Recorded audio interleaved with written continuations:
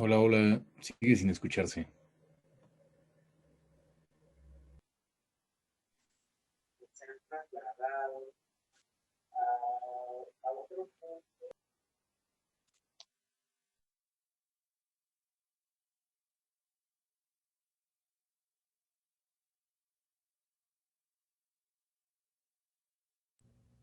Ya se escuchaba, pero aparece cerrado el micrófono. Sí, creo que no es la persona, me confundí, mil disculpas.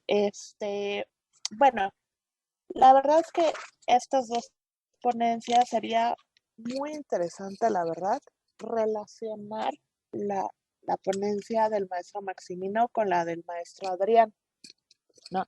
En que estamos hablando también de estas dimensiones culturales del biopatrimonio. Y como bien decías, León Arellano, ¿no?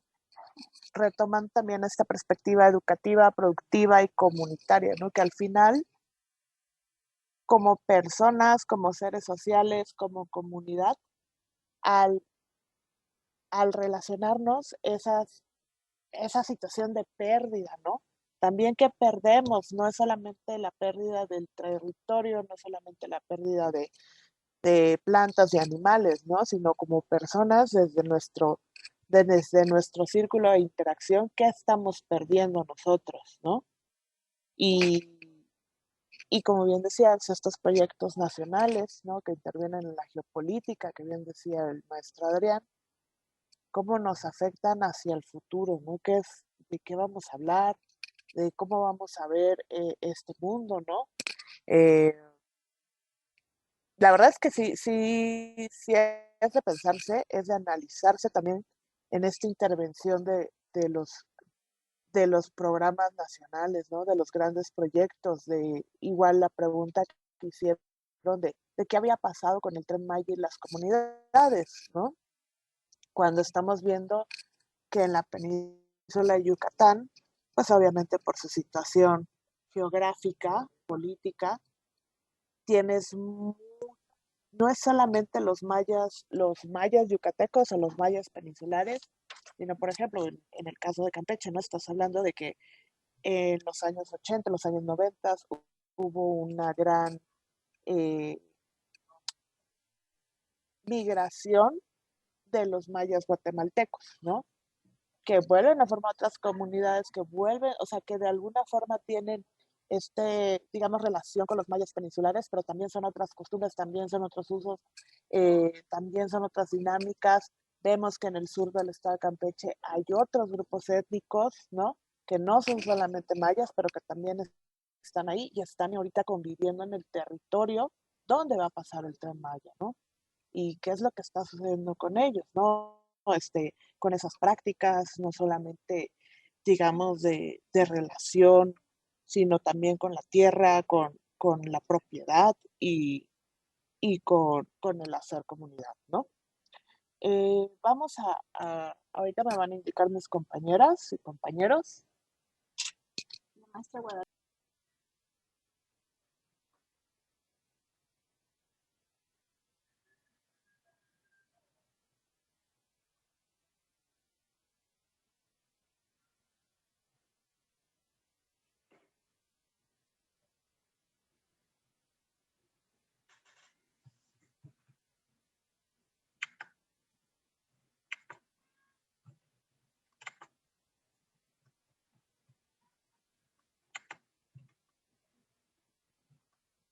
Perfecto. Una pregunta, la maestra, ay, la, Y para cerrar.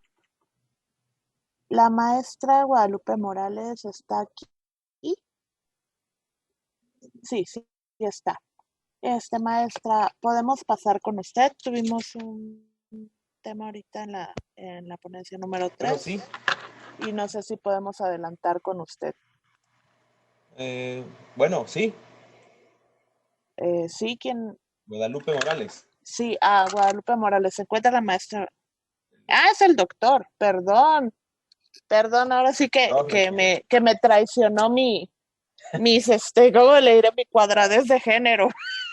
Disculpe, doctor. Sin cuidado, sin cuidado. Vale. Doctor, adelante. Voy a presentarlo.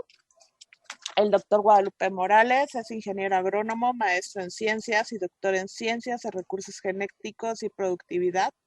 Desde el 2005 se desempeña como docente de tiempo completo en la Universidad Intercultural del Estado de Tabasco, en la cual ha sido coordinador de la licenciatura en Desarrollo Rural Sustentable y jefe del Departamento de Investigación. Ha participado como ponente y organizador de diversos eventos de carácter académico y de divulgación de la ciencia. Es autor de 16 artículos científicos, 16 capítulos de libros, 3 proyectos técnicos y coordinador de 2 libros. Ha dirigido 25 trabajos de titulación y de maestría. Cuenta con reconocimiento PRODEP-CEP y pues hoy es un importante investigador del estado de Tabasco sobre la temática de patrimonio biocultural. Bienvenido, maestro, doctor. Muy buenas tardes, pues bueno, me da muchísimo gusto poder participar con ustedes en esta actividad. Pues bueno, más que nada es platicarles un poco sobre la experiencia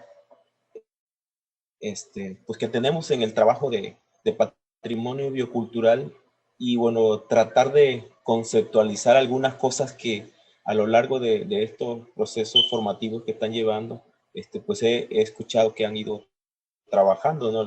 El que me antecede habló bastante sobre ya el concepto, ¿no? Hasta de despatrimonialización, ¿no? Como un concepto bastante interesante que había que ir discutiendo. De hecho, por ejemplo, escuchaba también al doctor Basol, que decía, bueno, ya no hablemos de patria, sino hablemos de matrias, ¿no? Esto ahorita, como decía la maestra, ¿no? En el sentido de ir cambiando estos esquemas, ¿no? Pero bueno, he trabajado algunas experiencias en la región donde estoy, en Tabasco, sobre todo en la Sierra de Tabasco, y algo interesante, bueno, ha sido cómo nos hemos ido empapando de este tema de bioculturalidad desde diferentes perspectivas y bueno, para nosotros ha sido muy importante la colaboración con el doctor Víctor Toledo, ¿no? Como un precursor en México, yo diría uno de los precursores en México de este concepto de bioculturalidad, ¿no? Entonces, les voy a presentar algunas cosas y bueno, si tienen alguna duda, pues también las iremos aclarando. Algunas van a estar referidas en la experiencia que tenemos en la sierra, pero conocemos de otras experiencias a lo largo del intercambio que hemos tenido con los miembros de la red de patrimonio biocultural, de la cual formo parte, y bueno, actualmente pues, estamos trabajando acá en Tabasco.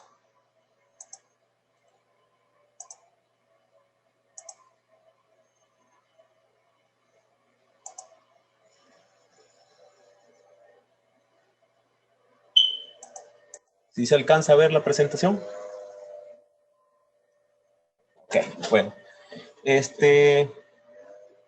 Pues particularmente estaríamos hablando de estos conceptos de bioculturalidad, ¿no? De estos paradigmas, dentro de ellos la bioculturalidad como un paradigma nuevo para entender o abordar esta relación, ¿no? de sociedad-naturaleza, el patrimonio biocultural como tal, pero también en qué espacio es en el que estamos nosotros de alguna forma generando estas experiencias de trabajo, ¿no? Algunos hablan de regiones, otros hablan de territorio, y bueno, cómo en estos espacios, en estos, llámense territorios, llámense regiones, en algunos casos se hablaba a veces de territorios indígenas, de regiones indígenas, cómo hay una especie de resiliencia a estos, pues de alguna forma al impacto que tienen pues básicamente la actividad humana, ¿no? Y a veces, pues bueno, estos desastres que decimos naturales o fenómenos naturales, ¿no? Entonces, esto es lo que iríamos trabajando a lo largo de la sesión, el concepto de bioculturalidad, cómo se han ido construyendo estos paradigmas nuevos, ¿no? Y cuáles serían esos nuevos paradigmas que se están abordando para entender esta relación naturaleza-sociedad, ¿no? Un poco para entender la complejidad naturaleza-sociedad, pues por ahí analizando un poco cómo ha sido a lo largo de la historia esta apropiación de la naturaleza, que ha ido desde un objeto de uso, apropiación, explotación, ¿no? El ser humano para la sociedad, y esto cómo ha impactado de manera negativa pues, las condiciones en las que están nuestros recursos naturales, ¿no? Se habla de una primera etapa, ¿no? Como en la que el ser humano formaba parte de esta naturaleza y era, bueno, una integración recíproca, una relación armónica. Y posterior a esto, pues bueno, empezaron ya en ese momento de nuestra era, de inicio de nuestra era, pues bueno, era básicamente los nómadas, ¿no? Ya cuando se empieza a ver este asunto de la sedentarización, pues viene la domesticación y esta es la siguiente etapa en la que ya de alguna forma nosotros, el ser humano toma dominio y propiedad, ¿no? Y empieza a domesticar especies. Este concepto de domesticación es muy importante para lo que conocemos ahora como patrimonio biocultural, ¿no? ¿Por qué? Porque estos centros de domesticación son los de mayor riqueza biocultural. Bueno, además de la diversidad biológica, esos centros de origen son muy importantes. Bueno, después viene ya la etapa de transformación, es decir, ya de considerar algún recurso como materia prima y obviamente ya los procesos de comercialización, ¿no? De intercambio ya de estos bienes por otros, ¿no?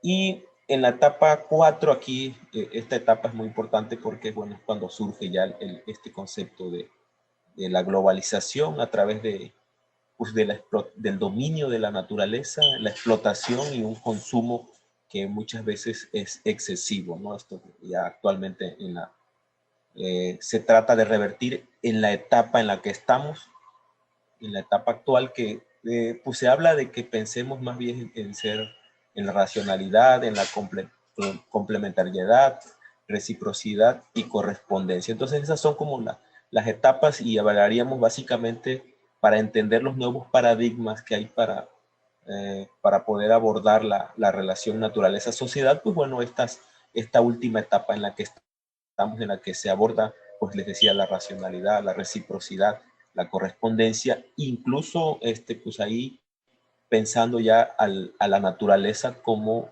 sujeto de derecho, como hemos escuchado recientemente, ¿no? Este concepto de la naturaleza como un ente que tiene derechos, ¿no?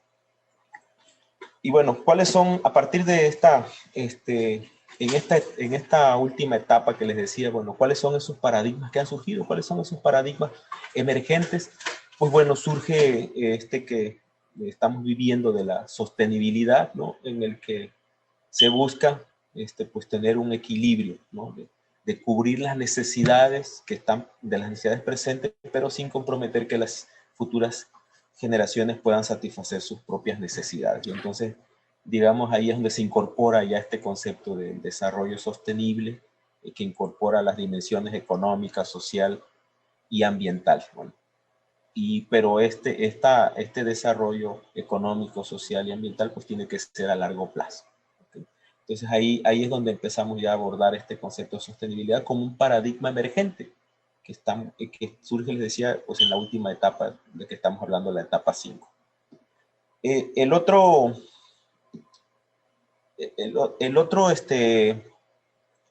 paradigma emergente, pues bueno, fue la resiliencia, en el que, bueno, se dice que los sistemas naturales y los propios humanos tienen la capacidad para, de alguna forma, resistir, adaptarse y recuperarse de esas condiciones adversas, ¿no? Entonces, ¿qué se busca con este paradigma? Fortalecer esas capacidades, ¿no? Tanto de los ecosistemas como las comunidades.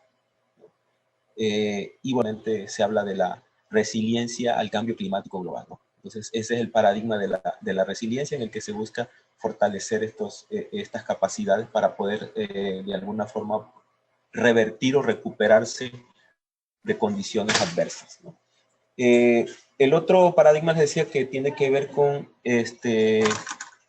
la justicia ambiental. Pone énfasis en las desigualdades sociales y ambientales.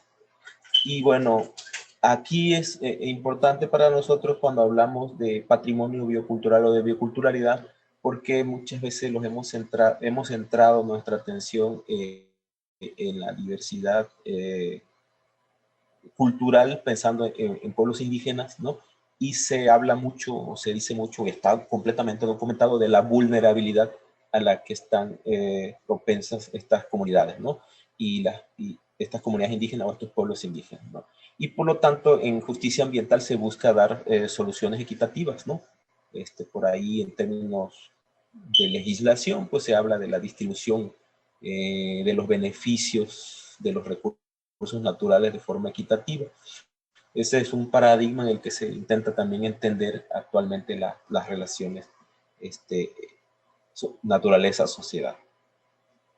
Y bueno, en términos de economía circular, en el que se habla de que se puedan reducir al máximo, se puedan reducir al máximo los residuos, los desperdicios, y minimizar la eficiencia del uso de las energías, ¿no?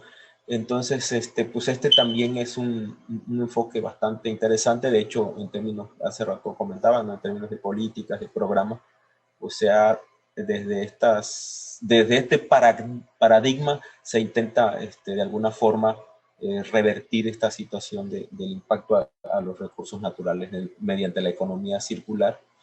Y de hecho pues las empresas trabajan en este mismo sentido. Y bueno, otro enfoque también es el sistémico, que tiene que ver también con que todo está conectado, ¿no? Que hablan que los sistemas naturales y sociales están interconectados y además son interdependientes. Se abordan los problemas de una forma holística, pero a veces se cuestiona el hecho de que pues, es un tanto funcionalista nada más, ¿no? Pero sí se entiende que es un todo, ¿no? Que la sociedad está interconectada con los sistemas ecológicos. Y bueno, un paradigma que es el que estaremos considerando a lo largo del trabajo que presentamos hoy, pues bueno, es el paradigma en el que se alude a la integración de los conocimientos tradicionales y los conocimientos generados desde lo que conocemos como ciencia. Es decir, la actual ciencia moderna tiene que ser capaz de integrarse junto con los conocimientos que poseen en las comunidades indígenas o los conocimientos tradicionales, para poder entender y de alguna forma abordar la problemática que esta relación naturaleza-sociedad, ¿no? Y bueno, ahí juega un papel importante el diálogo de saberes, ¿no? Desde la perspectiva intercultural. Bueno, de alguna forma, estos paradigmas son los que nos permiten entender, comprender la relación entre la naturaleza y la sociedad, y bueno, desde la propia complejidad de los desafíos ambientales actuales, que les decía que de alguna forma pues es justamente el cambio climático global del que se habla constantemente. Y bueno, en este sentido, desde los conocimientos tradicionales es donde se posiciona este paradigma de este concepto de bioculturalidad, ¿no? Y bueno, actualmente es una nueva categoría científica. Desde la experiencia, puedo comentar que bueno, se ha estado abordando ya esto desde las disciplinas científicas, la categoría de bioculturalidad. Y bueno, en términos estrictos, pues bueno, surge desde las ciencias naturales, que combinan, pues bueno, también las ciencias sociales y las humanidades, los biólogos, ecólogos, ¿no? los geógrafos o biogeógrafos, y de alguna forma los antropólogos, lingüistas, etnólogos y sociólogos, ¿no? que intentan entender también esta diversidad de cultura y cómo se relacionan con su entorno. Y bueno, han sido también adoptadas por organismos internacionales como la UNESCO, y pues yo diría también que en términos de política pública en México, desde la Semarnat, ¿no? Particularmente la CONABIO, ha estado impulsando este, eh, este concepto de bioculturalidad, ¿no? Desde sus espacios, para poder de alguna forma ir buscando formas de conservar, ¿no? En la naturaleza. Un poco de historia, bueno, hablaríamos que este axioma biocultural, pues bueno, desde por ahí de 1992, es que el geógrafo cultural, ¿no? Nietzsche, pues nos propone esto y dice, bueno, que hay una relación bastante estrecha y son mutuamente interdependientes en un espacio, ¿no? Geográfico, la diversidad biológica y cultural. Y bueno, eso nos da pauta para entender justamente estos conceptos de territorio, porque habla de un espacio geográfico, ¿no? En el que coexisten tanto una diversidad biológica como una diversidad cultural y que son de alguna forma dependientes. Bueno, ya hablaba un poco de las disciplinas que están involucradas, pero bueno, a grandes rasgos la antropología, los estudios del desarrollo son muy importantes, la geografía, la política, la educación ambiental y todas aquellas disciplinas que tienen que ver con el manejo de los recursos naturales. Bueno, y por ahí surgen las disciplinas etnocientíficas, de alguna forma, que son pues una combinación de las disciplinas de las ciencias naturales y de las ciencias sociales, ¿no? O de las humanidades, como es la etnobiología, que por ahí, bueno, vamos a hablar un poquillo de ella, porque es como una de las disciplinas que se ha considerado mucho para hacer estos estudios sobre el patrimonio biocultural, o de la bioculturalidad. La etnobiología, pues bueno, además de ser una disciplina importante para registrar los usos y manejos de las plantas y animales, y consideraríamos ahí también algunos microorganismos y los hongos, pues bueno, se estudia desde la perspectiva etnoecológica estas interacciones del humano y el medio ambiente, ¿no? Y bueno, el tema de bioculturalidad en los estudios etnoecológicos son un tema que predomina, ¿no? Prominente. Y bueno, ¿qué pretende justamente la etnoecología? Pues busca justamente extender puentes entre las ciencias naturales y sociales y las humanidades, ¿no? Para poder entender, pues bueno, estas interacciones humano-ambiente. De ahí que pues la etnoecología sea una de las disciplinas más importantes para entender pues bueno, este concepto de bioculturalidad. A manera de comentario, rápidamente mencionar, bueno, que por ahí hay una discusión interesante de cómo surge la etnoecología, algunos pensando que como se deriva de etno y biología, bueno, algunos dicen que como la biología es más antigua que la ecología, pues bueno, de alguna forma la etnoecología se derivaría justamente de la etnobiología, pero bueno, algunos autores plantean que han sido justamente disciplinas que han ido creciendo a la par, ¿no? Y bueno, les decía que el abordaje desde la etnoecología, pues bueno, no podía dejar a un lado el reconocimiento de algunos científicos mexicanos, dentro de ellos el doctor Víctor Toledo, ¿no? En el que ha estado trabajando este abordaje etnoecológico desde el asunto del estudio de la crisis socioambiental, ¿no? Y cómo se manifiesta esta crisis socioambiental, ¿no? Cuáles serían las alternativas, ¿no? En este caso aprovechando la diversidad cultural. Y bueno, justamente esta diversidad cultural, sumándole la diversidad biológica, bueno, nos lleva a este componente de diversidad biocultural. Y este abordaje etnoecológico, bueno, el doctor Víctor Toledo lo aborda de entender tres elementos importantes, que es el cosmos, el corpus y la praxis, ¿no? Y bueno, él lo describe muy bien, donde dice, bueno, el cosmos es la cosmovisión, es desde qué punto de vista se ve o desde qué mirada se tiene al mundo, desde qué mirada se tiene al mundo, y aquí es donde juega un papel cada pueblo, cada comunidad, en el que se dice que, bueno, cada uno tiene su forma de ver el mundo. El corpus, perdón, lo entiende como aquel que es todo el conocimiento que hay, ¿no? El cuerpo de conocimiento que hay sobre particularmente algún manejo, algún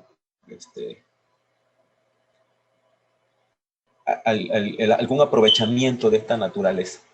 Y la praxis, que justamente ya la práctica como tal, la práctica reflexiva en torno al manejo de los recursos, ¿no? Entonces, él maneja este abordaje etnoecológico muy interesante desde la perspectiva de entender la cosmovisión, del cuerpo de conocimiento y desde la práctica. Y bueno, algunos ejemplos de bioculturalidad, pues bueno, cómo se manifiestan en la vida cotidiana y en diversas comunidades del mundo. Bueno, aquí podríamos ir mencionando algunos ejemplos. Por ejemplo, en el caso de la dieta y la gastronomía, pues bueno, las preferencias alimenticias en las comunidades, dependiendo de la cultura, está influenciada por la disponibilidad que se tienen de recursos biológicos en alguna región determinada y por la tradición, las tradiciones culturales. Y un ejemplo de ellos en México, diríamos, en todo el territorio mexicano, hablaríamos de la dieta de la milpa, que puede ser muy diversa dependiendo de la región y de qué recursos con los que se pueden contar en la milpa. Mejor más adelante veamos algunos ejemplos más concretos. En el caso de algunas regiones del país, como por ejemplo el centro, se habla de los quelites también como un recurso importante, ¿no?, para la alimentación, y muchas veces en las comunidades rurales e indígenas predomina el consumo de estos quelites, ¿no? La práctica de la medicina tradicional, pues son básicamente en toda América Latina vamos a encontrar ejemplos de ello, de cómo ciertas plantas se utilizan para tratar enfermedades, ¿no? Y bueno, se combina ahí el conocimiento que se tiene de la planta, así como también algunas de las creencias que se tienen sobre ciertos aspectos, ¿no? Y ahí entrarían aquellos que tienen que ver con, por ejemplo, con los síndromes de filiación cultural, que de alguna forma no son enfermedades, pero pues están ya dentro de esas culturas. Es mucho el conocimiento que se tiene sobre estos padecimientos. Y en algunos casos sí se han identificado, por ejemplo, ingredientes activos, ¿no? Porque se tiene el conocimiento botánico. O incluso de animales, ¿no? El uso de animales medicinales, ¿no? Acá en la región hemos encontrado algunos nosotros, ¿no?, que se utilizan para el padecimiento de algunas enfermedades. Pues también la construcción de viviendas juega un papel importante, porque se aprovecha los recursos que se tiene, pero también se tiene que conocer el entorno en el que se está. Por ejemplo, hablaríamos de las casas de adobe en áreas donde son en áreas desérticas, ¿no? En el caso de las áreas calurosas, por ejemplo, se usa mucho la palma de aceite. En la península de Yucatán, pues vemos la casa maya también con ciertos elementos importantes que implican tanto la parte cultural como la parte del conocimiento del entorno. Otro ejemplo importante, pues bueno, son los rituales y celebraciones que se realizan, ¿no?, en algunas, las culturas más importantes, bueno, tienen que ver con sus festividades y sus ceremonias, y algunas tienen pues unas raíces biológicas y se reflejan en el entorno natural. Los rituales agrícolas aquí en México son muy importantes, aquellos rituales que están vinculados a los ciclos agrícolas, por ejemplo, particularmente acá la población Chol Maya, pues celebra cada 3 de mayo la ceremonia de petición de agua de lluvia, que es una tradición judeocristiana, diríamos, pues también combina elementos de la cosmovisión mesoamericana, ¿no? Y ahí están presentes siempre, de alguna forma, para conservar la naturaleza, en este caso para conservar las fuentes de agua, pedir por mejores cosechas y por lluvias abundantes. Y esta ceremonia audiencia, pues lo que conocemos en la región, pues es prácticamente en casi todas las comunidades choles que se lleva a cabo. También la forma en que se nombran las cosas o se clasifican, la lengua juega un papel importante para comprender la diversidad biológica y cultural, ¿no? Algunas culturas indígenas tienen vocabularios muy específicos para describir sus plantas, animales y paisajes. Y esto nos muestra cómo tienen un conocimiento muy profundo de este entorno natural en el que viven, ¿no? Por ahí hemos escuchado de la flor de cempasúchil, ¿no? Que habla de que es la flor 20, ¿no? Tiene que ver con el conocimiento que tiene la gente, ¿no? Que pues es un grupo de flores básicamente que forman a esta flor, y bueno, eso nos indica que tenían un conocimiento desde hace mucho tiempo de esta especie, ¿no? Y ya sus usos continúan actualmente, tanto para la parte del Día de Muertos como también medicinal, ¿no? Y bueno, en algunas regiones hay pues también la indumentaria, tiene que ver con el conocimiento etnobiológico, y que representan elementos del patrimonio biocultural, o al menos de la bioculturalidad. Pues bueno, tener indumentaria adecuada para condiciones, ¿no? Por ejemplo, en regiones frías, la ropa pues tiene que ser con materiales que aíslan el frío, ¿no? Ahí podemos encontrar, por ejemplo, acá en Chiapas, en San Juan Chamula, por ejemplo, la indumentaria se lleva de lana de borrego, y no así en casos donde son más cálidos, pues bueno, ahí se utilizan tejidos más ligeros, podemos encontrar ropa de manta, ¿no? Entonces eso implica un conocimiento importante del entorno, de los recursos con los que se cuenta, pero además el conocimiento que tienen para poder llevar a cabo esto. Pues bueno, en general estos son como ejemplos de bioculturalidad. Cuando este concepto de bioculturalidad lo trasladamos ya a patrimonio biocultural, pues entenderíamos que son, pues ya le pertenece a alguien. Ya cuando hablamos de patrimonio, ya hablamos de que esa diversidad biocultural, o ese patrimonio biocultural, que es el conocimiento, que son las prácticas que se tienen, que son la diversidad biológica, no solo de especies, sino también de ecosistemas, incluso a nivel genético y paisaje, pues bueno, esto es herencia y le pertenece a alguien, ¿no? Y es ahí donde entra pues ya nuestra discusión, bueno, ¿a quién le pertenece? ¿Por qué es patrimonio? ¿A quién le pertenece todo esto? Y pues ahí entra ya otros conceptos importantes, porque bueno, ese patrimonio tiene que estar de alguna forma en algún espacio geográfico, ¿no? Entonces entra el concepto de territorio, y bueno, también cómo bajo ciertas condiciones estas comunidades o estas localidades que viven en ese territorio pues han de alguna forma han resistido o han revertido ciertas condiciones.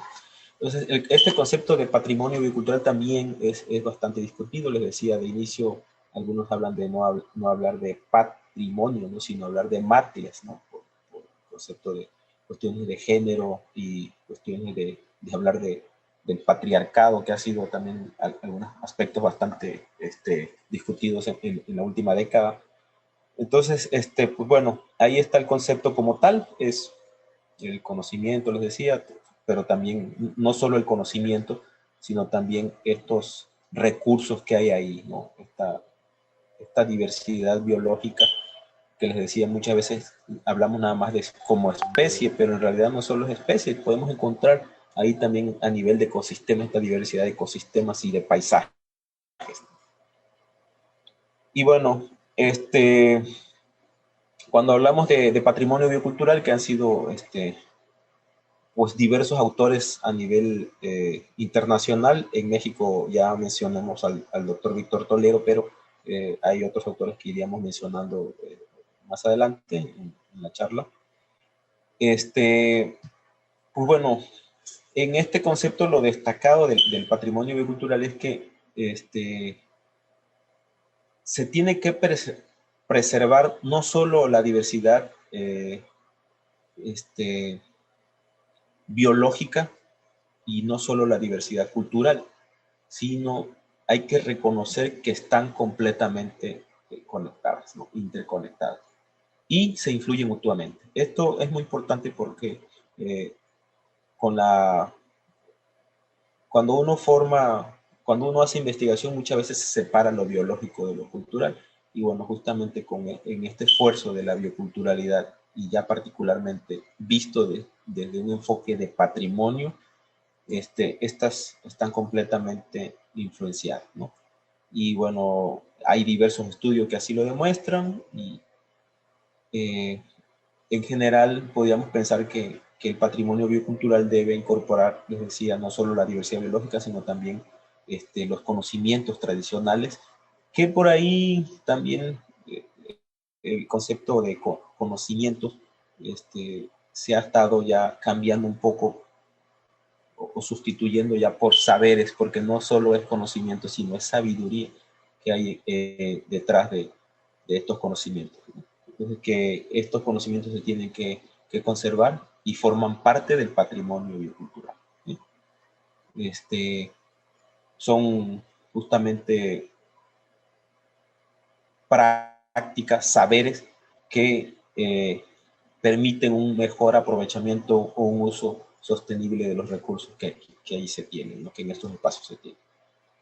Les decía también las prácticas culturales, ¿no? Que son básicamente estas tradiciones, ceremonias, festividades, ¿no?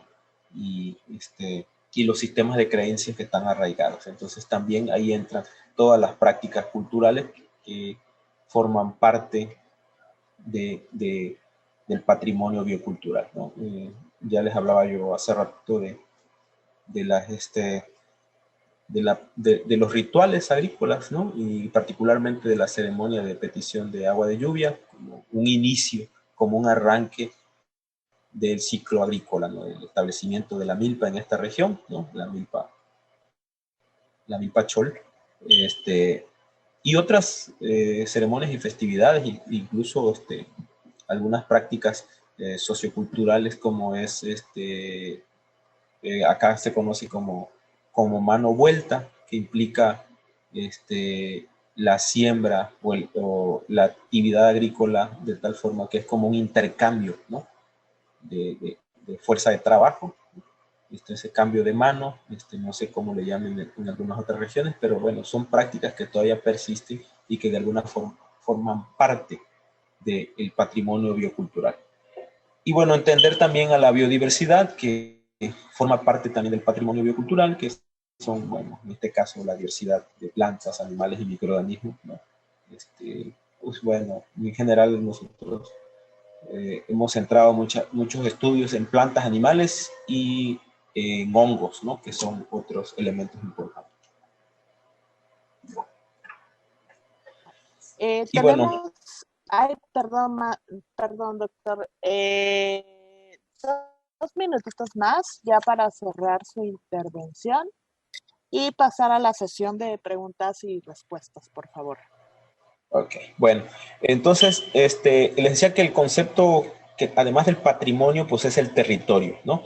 Pues bueno, reconocer a México como un país megadiverso, esto ya lo hemos escuchado muchísimo, tenemos una diversidad biológica y cultural, ¿no? Y entonces México está entre los 10 países megadiversos, tanto en diversidad biológica como en cultural. Y les decía que hablar un poco de lo que ha pasado en México con este concepto de bioculturalidad o de patrimonio biocultural. Además del doctor Víctor Toledo, recuperaríamos las aportaciones del doctor Eckhart Boyd, que bueno, también él ha escrito. Y curiosamente estas dos obras que les estoy mostrando aquí se publicaron el mismo año, ¿no? Y son actualmente los precursores, además del doctor, se me va el nombre, bueno, un momento más les comento. El doctor Basol, Y bueno, este paradigma, les digo, está pues enmarcado en la crisis que estamos viviendo actualmente. Y tanto crisis socioecológica, y pensaríamos, hablando particularmente del cambio climático.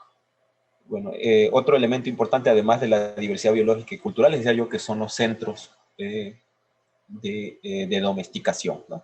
Y que de alguna forma México también está ahí, como en Mesoamérica, como un centro de domesticación importante.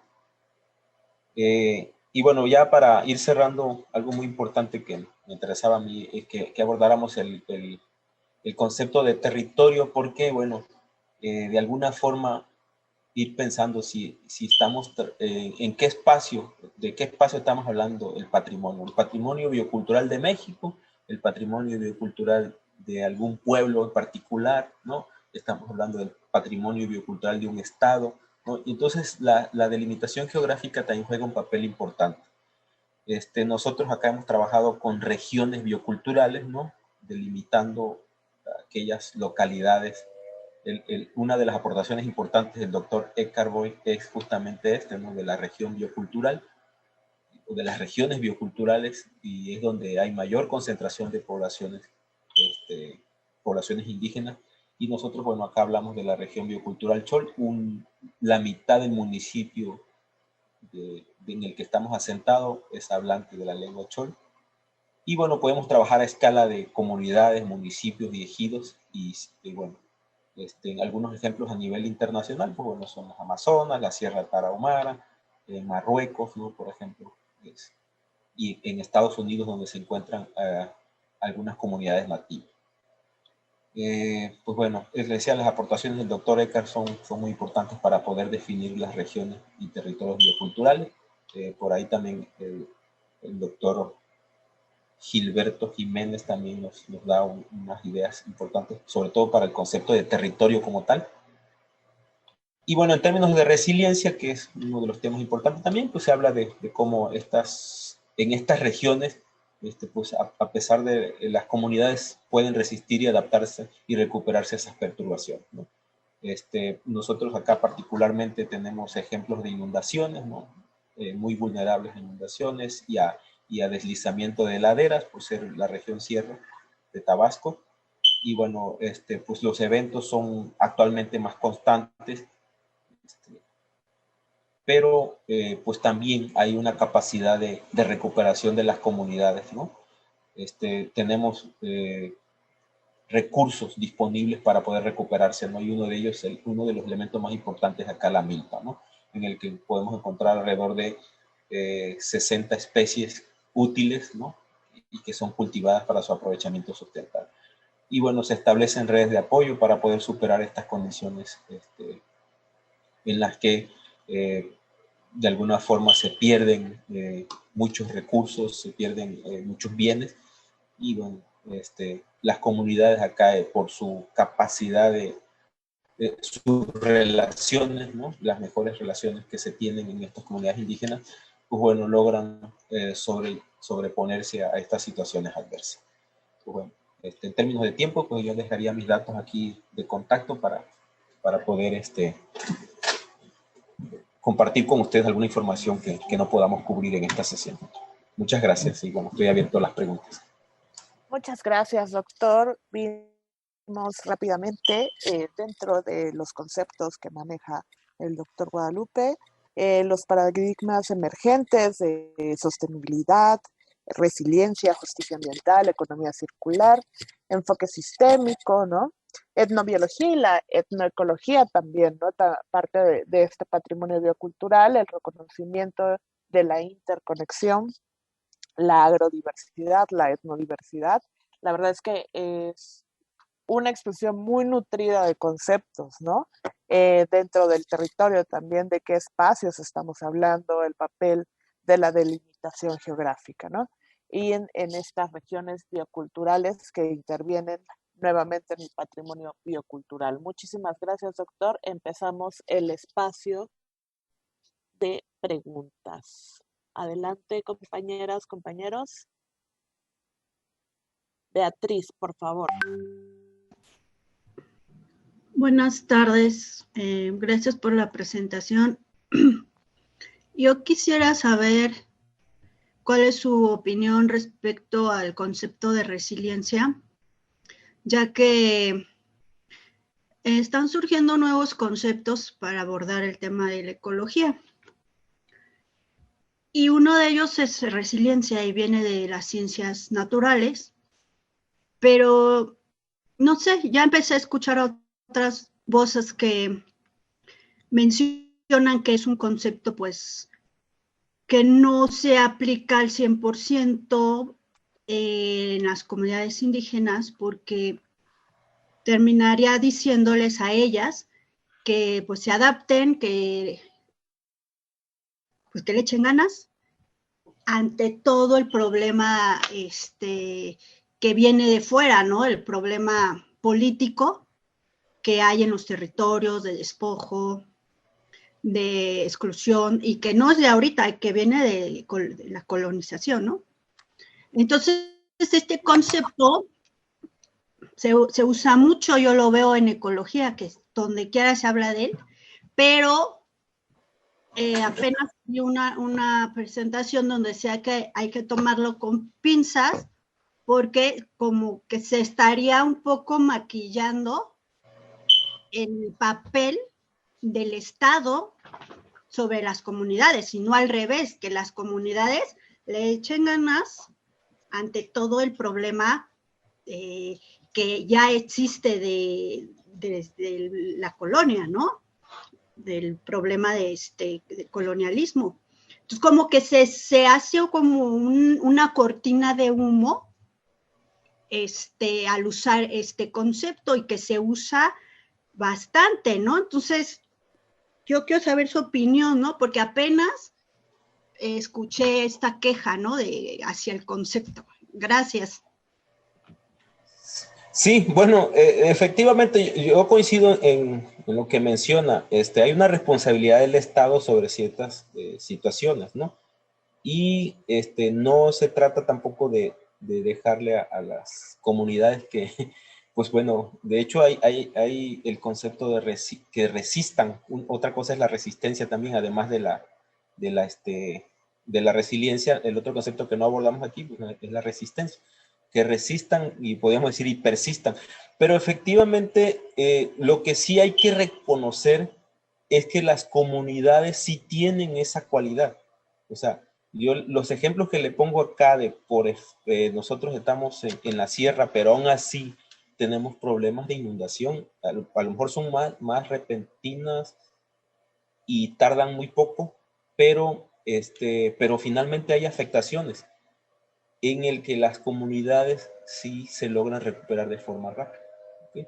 Entonces, el concepto sí, digamos que de alguna forma sí aplica, porque las comunidades están en esa condición, ¿no? En Tabasco particularmente tenemos unas comunidades que todo el año viven bajo el agua. Y entonces dicen, ¿cómo pueden estas familias vivir? Pues bueno, tienen como le dicen acá, tapancos, que son arriba de las casas, y ahí viven, ahí tienen sus animales. No son las condiciones ideales, ¿no? Sin duda, porque ahí hay una responsabilidad del Estado también para atenderlas, pero las comunidades han logrado sobreponerse a esas condiciones adversas, ¿no? Pero definitivamente sí tendrían que, el Estado tendría la obligación de cubrir ciertas necesidades, y que de alguna forma son por derecho mismo, ¿no? Y otras, pues las comunidades sí logran de alguna forma adaptarse a lo que ya nosotros estamos diciendo, al cambio climático, que es un poco el concepto que hemos abordado nosotros. ¿Cómo le hacemos para... Son comunidades vulnerables, pero bueno, ¿cómo nos adaptamos a las condiciones actuales? Les puse los eventos de inundación porque son más frecuentes ya, ¿no? Antes se decía que cada 30 años iba a haber efectos de inundación, o eventos de inundación, perdón, y no, tenemos eventos de inundación cada 4 o 5 años más constantes, y hay de alguna forma una adaptación, ¿no? Pero sin duda no, yo no dejaría el asunto trasladarlo a que las propias comunidades, pues bueno, ahí como dicen, ahí aguanten, ¿no? Como ustedes lo han venido haciendo, ¿no? Creo que sí hay que implementar algunas estrategias para poder atenderlas desde el Estado, de las dependencias que tienen que hacer, ¿no? Vale. Ay, perdón. Tenemos una pregunta en el chat de Daniela Sartillo Salazar. No sé si directamente es al doctor Guadalupe, pero dice, ¿cómo se puede mapear lo que usted hizo? ¿En dónde encuentro las capas para integrarlo en SIG? Ok, sí, miren, la metodología que usamos nosotros para nosotros generamos las propias capas. Yo no las tengo porque las trabajó un colega que trabaja justamente el sistema de información geográfico. Pero algo muy importante para nosotros es la aportación del doctor Eckhard Boyd, que consideramos esto porque se habla de comunidades indígenas, pero estas comunidades como de alguna forma no son tan fáciles de mapear. O sea, ¿por qué? Porque no se podrían delimitar territorios. Entonces, una aportación que hace el doctor Eckhart es decir, bueno, estas comunidades indígenas, él dice qué territorio ocupan, ¿ok? Y entonces, de dónde están de alguna forma, las tierras que aprovechan, y dice, bueno, estas tierras son los ejidos. Y entonces, lo que uno usa con estos shapes que me dice, justamente son los ejidos, ¿no? Considerando las localidades que aprovechan estos ejidos. Y entonces, de esa forma es que nosotros logramos delimitar. Tomamos datos del INEGI, que es donde están, pues, de alguna forma, ya los polígonos de los ejidos, y con los polígonos elegidos logramos delimitar el territorio, es decir, las comunidades. ¿Qué criterio utilizamos? Comunidades que tienen 40% o más de población indígena, ¿sí? Y entonces esas localidades que están ahí, ¿qué territorio o qué superficie están ocupando? ¿Cuáles serían esos ejidos? ¿Qué encontramos? Pues bueno, que en algunos casos ya hay propiedades ahí en medio, ¿no? Ahí donde hay unos ejidos alrededor ya hay propiedades, ¿no? Y entonces eso también nos complicó un poco a nosotros.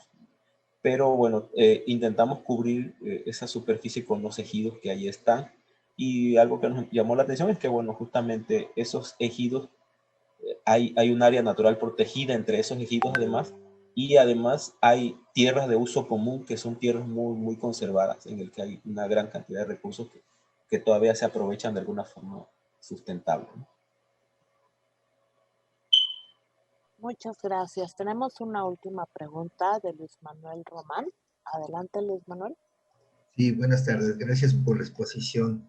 Me llama la atención que ustedes tienen un número muy significativo de variaciones de maíz. Si hablamos de los transgénicos y de resiliencia, los pueblos originarios siempre se han caracterizado por mejorar la especie del maíz. ¿Cómo encuadra la resiliencia en este tipo de cultivo? Sí, un asunto importante, muchas gracias por la pregunta. Es un tema que me gusta trabajar mucho a mí, el asunto de la diversidad de maíces, ¿no? Y acá mencionamos 10 variedades muy diferenciadas. Para hacer un territorio pequeño, digamos que son bastantes, ¿no? Aunque cada digamos, cada campesino, cada agricultor tiene su propia variedad. Pero en este caso, hay unas muy particulares, son esas que mencionamos, unas 10, 11, 12 variedades, podríamos llamar. Las comunidades como dice, han mejorado sus variedades en función de lo que necesitan, ¿no? Y en función de de las condiciones que tienen acá, ¿no? Y efectivamente, para poder mantener esas variedades, por ser áreas inundables, necesitan variedades que resistan a la caída o a la came, como se conoce técnicamente, variedades que den la mazorca arriba, porque se hace dobla acá, para secado se hace dobla, y entonces si tienes un maíz muy bajito, pues ese maíz va a llevar la mazorca casi al suelo y va a ser, pues, va a ser consumido por roedores, ¿no? Y cuando hay inundación, pues ahí es donde se va a mojar. Entonces, se van considerando algunas características que le permitan que pueda permanecer esa variedad, ¿no? Han resistido al embate, ahorita decía, de los transgénicos. Acá a lo mejor no tanto, pero sí se trajeron en algún momento semillas mejoradas y con el programa Kilo por Kilo, que los que son muy jóvenes no recordarán ese programa, que era justamente recibir semilla criolla o grano criollo y les daban semilla mejorada. Hubo algún intento de llevarlos y sí hubo un rechazo generalizado en la región. Yo diría que el 95% de los maíces que se cultivan acá son maíces nativos. Las propias comunidades han hecho lo propio para descartar estos maíces que se trajeron con programas de gobierno en un momento y seleccionando sus propias variedades, ¿no? Por ejemplo, aquí hay un maíz muy, muy particular que es el maíz que se llama yashum. Es un maíz que en la lengua chol significa maíz negro. Y bueno, por la bebida que se toma acá, que es el pozol, que requiere cacao, pero en algunas regiones no hay cacao. Actualmente sí, con el programa Sembrando Vida se incrementó la superficie, pero donde no hay cacao se utilizaba el maíz morado, el maíz negro, para hacer el pozol, no el pozole, el pozol, y ese maíz le da color a la bebida. Entonces, son estrategias interesantes que tienen las comunidades acá que de alguna forma les permiten ir sobrellevando las condiciones muchas veces adversas en las que están. Ok, gracias. Pero, otra pregunta no más sencilla. ¿Cuál es la diferencia en porcentaje entre un transgénico y los maíces que ustedes modifican por hectárea? Vamos a llamarlo así, o no sé cómo lo miran ustedes. Sí, el asunto de los transgénicos es porque justamente están modificados genéticamente desde pues a nivel biotecnológico, ¿no? El mejoramiento que se puede hacer a escala por mejoramiento convencional, pues bueno, es a través de cruzas, ¿no? Y los metados, las semillas mejoradas son variedades o híbridos, que es a través del cruzamiento. Entonces, esa es un poco la diferencia. Acá no tenemos presencia diría yo que no tenemos presencia de maíz transgénico, ¿no? Podemos tener presencia de semillas mejoradas, de variedades mejoradas, como híbridos o variedades de polinización libre, ¿no? Pero no hay transgénicos acá, al menos no se ha reconocido. Pero ese sentido. No en peso, ¿cuál es la diferencia? ¿Cuánto cuánto les da una tonelada acá con el maíz que ustedes modifican por hectárea, más o menos? Al rendimiento, ¿se refiere al rendimiento? Sí, al rendimiento. Ok. No, sí, los rendimientos acá son muy bajos, ¿no? Tenemos rendimientos de alrededor de, como es agricultura de subsistencia, pues tenemos rendimientos de alrededor de 1 tonelada por hectárea. Entonces, en comparación con los maíces mejorados que en condiciones idóneas puede llegar a tener entre 12 y 16 toneladas por hectárea, pues sí son bastante bajos, ¿no? Pero los fines son diferentes, ¿no? Unos son comerciales y otros son para la agricultura de subsistencia. De hecho, en la región es para el consumo, yo diría que un 70% de la producción de maíz es para elote, que es como se come, ¿no? En diferentes. Y de grano muy poco, ¿no? El 30% es para grano. Muchas gracias y felicidades. Hasta luego. Exposición. Muchísimas gracias, doctor. La verdad es todas estas participaciones han sido muy interesantes. La de usted no igual nos abre un panorama diferente, ¿no? De no solamente escuchar los mayas peninsulares de arriba de la península, sino vamos a hablar también de Tabasco y los grupos chontales y la relación que están teniendo ahorita con todo el cambio climático, ¿no? Muchísimas gracias. No sé si quieran, compañeras, compañeros, que nos demos 5 minutos o pasamos directo a la siguiente ponencia. 5 minutos, por favor. Ok, 5 minutos. 5 minutos. A las 6:38 volvemos ya para nuestra última ponencia y terminar con la sesión del día de hoy. Gracias.